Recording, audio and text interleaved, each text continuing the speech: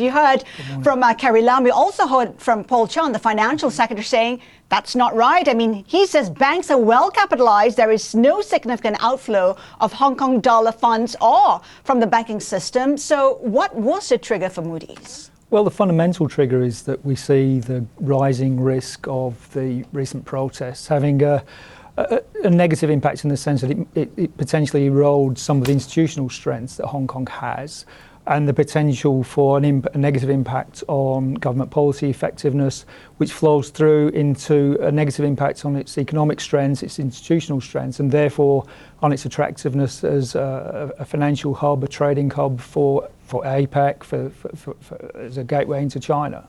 But you still maintain your AA2 rating. What would put that at risk?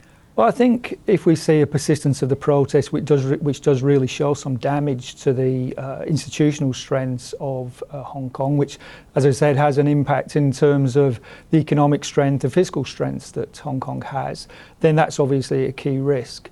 Over the longer term, we do see, as we move towards 2047, the potential for some erosion of some of the fundamentals that underpin institutional strength in terms of areas like very strong business frameworks, high levels of competitiveness, the ease of doing business in Hong Kong and its overall competitiveness. We see that potentially being eroded as we see a closer integration with mainland China.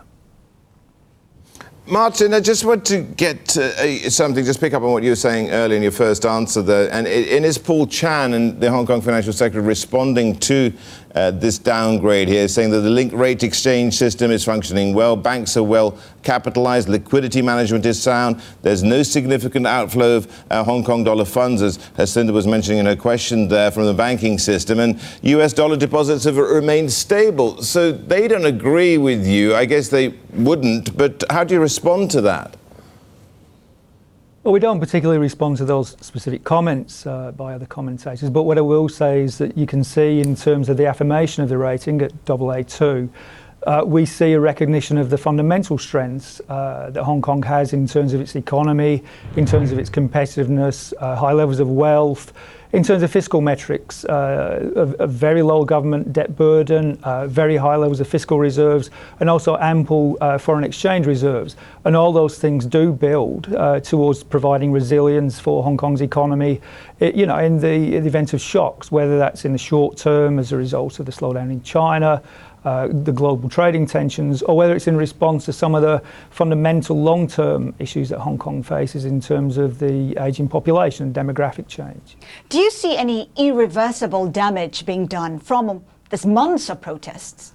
Well, what we do see as really underpin the shift to a negative outlook is a potential rise in the risk of those things happening and having a negative impact on institutional strength, and therefore changing perceptions of Hong Kong as an attractive destination as a financial and trading hub and a gateway into China, into APAC more generally, and as a global financial hub as well. So we do see some issues there.